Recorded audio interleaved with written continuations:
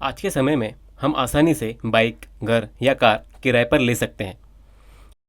इसी तरह आभूषण, कपड़े, कार ड्राइवर का किराया भी मासिक आधार पर उपलब्ध है। लेकिन क्या आपने पत्नियों को किराए पर देने के बारे में सुना है? इसके बारे में आपने कभी नहीं सुना होगा। कितना चौंकाने वाला है ना? ठीक है, मैं भी आश्चर्यचकित थी। मध्य प्रदेश के एक जिले के गांव में पत्नियों को किराए पर देने की प्रथा को दड़ीचा प्रथा के नाम से जाना जाता है। इसमें परिवार अपनी बेटियों, पत्नियों या किसी महिला रिश्तेदार को गांव के अमीर पुरुषों को किराए पर दे देते हैं, जो दुल्हन ढूंढने में असफल रहते हैं। एक बार जब पुरुष सभी महिलाओं को देखता है और अपनी पसंद करता है, तो महिला के पिता या पति नियम और शर्तों, सुरक्षा जमा राशि, मासिक किराया राशि पर चर्चा करते हैं और विवरण फाइनल होने के बाद रुपए 10, 50 या 100 के स्टैम्प पेपर पर हस्ताक्षर किया जाता है। इस पर दोनों पक्षों के हस्ताक्षर होते हैं और महिला को 1 महीने से 1 साल तक किराए के लिए रखा जाता है। इससे अतिरिक्त राशि के लिए अनुबंध अवधि के अंत में नवीनीकृत किया जा सकता है। यदि अनुबंध नवीनीकरण के समय कोई अन्य व्यक्ति अधिक राशि का भुगतान करता है तो महिला का स्वामित्व उस व्यक्ति के पास चला जाता है। इन 2 तरीकों से अनुबंध की समाप्ति को नियंत्रित किया जा सकता है। समझौता किराए पर रहने वाली महिला को अनुबंध से हटने का विकल्प भी देता है, लेकिन समझौते के मुताबिक सिक्योरिटी डिपॉजिट लौटानी होगी। कई महिलाएं इसमें भाग लेती हैं, लेकिन अमीर आदमी 8 से 15 साल की उम्र की महिलाओं को किराए पर लेना पसंद करते हैं, क्योंकि वो युवा है, अधिक आकर्षक है और कुंवारी है, इसलिए इन्हें ज़्यादा पसंद किया जाता है। महिला का किराया 15,000 से 25,000 रुपये तक हो सकता है और 2 लाख तक भी जा सकता है। गैर कुंवारी लड़कियों का किराया उनके पिछले यौन इतिहास,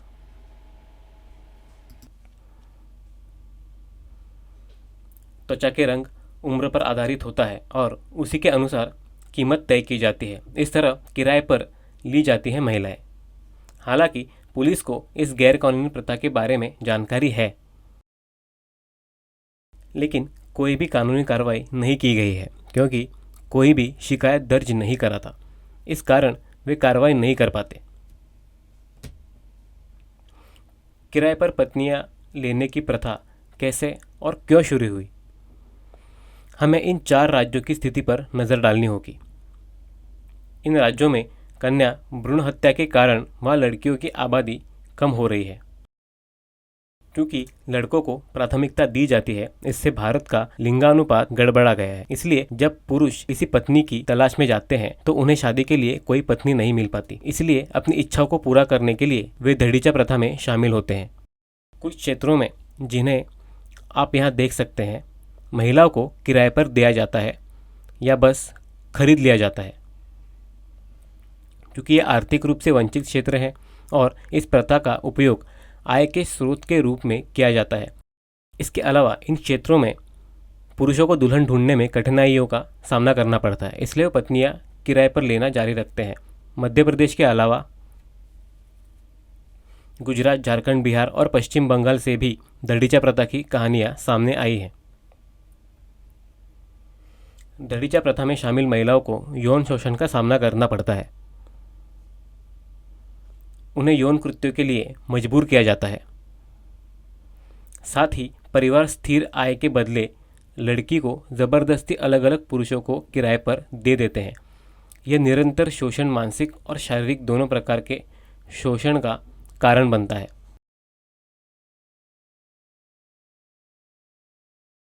Cool. Have you seen it?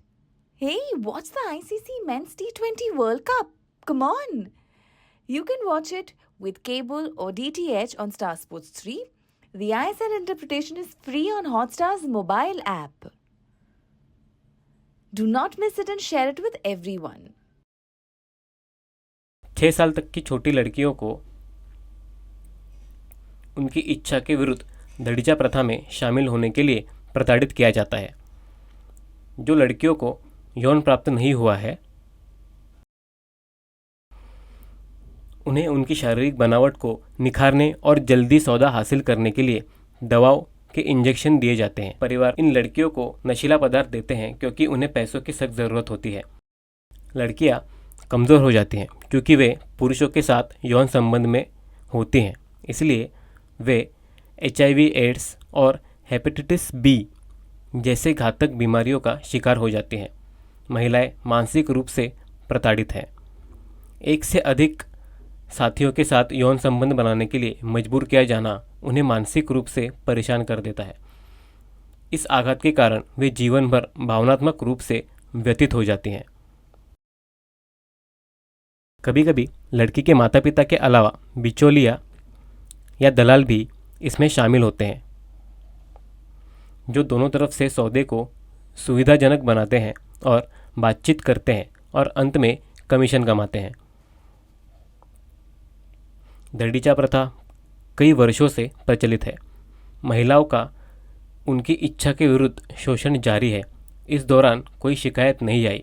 सबसे पुरानी और पहली शिकायत 2006 में आई थी। इससे पहले कितने ही पीड़ितों ने चुपचाप पीड़ा सही। 2006 में शिकायत के बाद अधिक से अधिक पीड़ित शिकायतें लेकर सामने आए। एक NGO है जो दंडीचा प्रथा पीड़ितों का समर्थन करता है। वे जागरूकता बढ़ाने और इससे लड़ने के लिए कड़ी मेहनत कर रहे हैं, लेकिन ग्रामीणों ने उनके अभियानों का विरोध किया और इसे एक सांस्कृतिक परंपरा के रूप में बचाव किया। उन्होंने कहा कि यह एक महत्वपूर्ण आय स्रोत है। लड़कियों के विवाह के दौरान भारी दहेज से बचने के लिए महिलाओं के कई परिवार दंडीचा प्रथा में शामिल होते हैं।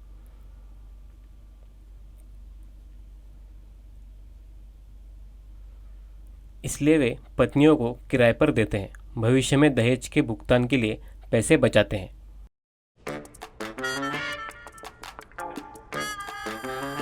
इससे क्या होगा मम्मी जी? फोकस बढ़ेगा और हैंड आई कोऑर्डिनेशन।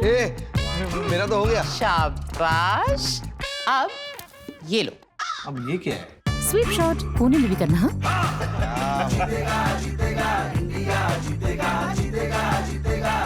अब हर मम्मी का मैजिक है टीम इंडिया के साथ। ये सबका ड्रीम है। ड्रीम 11। इस खेल में आदत लगना या आर्थिक जोखिम संभव है। जिम्मेदारी से खेलें।